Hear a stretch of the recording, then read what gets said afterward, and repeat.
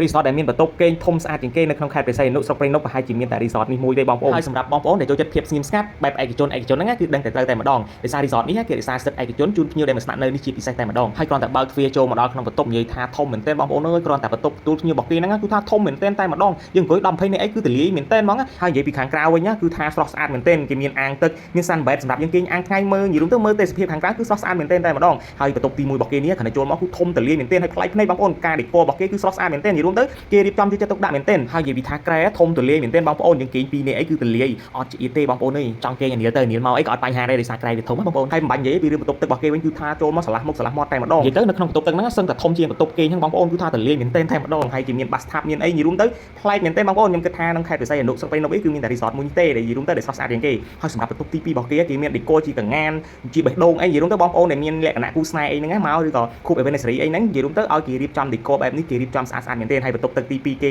បាសថាបគេរៀបចំផ្កាស្រស់ស្អាតមែនទែនបងប្អូនហើយមានសួនច្បារនៅខាងក្រៅបន្ទប់ទឹកនិយាយរួមទៅ fresh តែម្ដងអត់ធុញអត់ចិត្តណៃទេបងប្អូននិយាយរួមទៅពីមួយបន្ទប់ទៅមួយបន្ទប់គេដេក័រប្លែកៗមែនទែនអញ្ចឹងសម្រាប់បងប្អូនដែលចូលចិត្តលក្ខណៈស្ងៀមស្ងាត់លក្ខណៈធម្មជាតិឯកជនអីហ្នឹងបងប្អូនមកទីនេះគឺដឹងតែត្រូវតែម្ដងបងប្អូនអញ្ចឹងខ្ញុំសូមឲ្យបងប្អូនមកលេងទីនេះឲ្យបានម្ដងគឺនៅ Wonderland Sphere Resort អញ្ចឹងវីដេអូនេះមានតែប៉ុណ្្នឹងទេបងប្អូនជួបគ្នាវីដេអូក្រោយបាយបាយ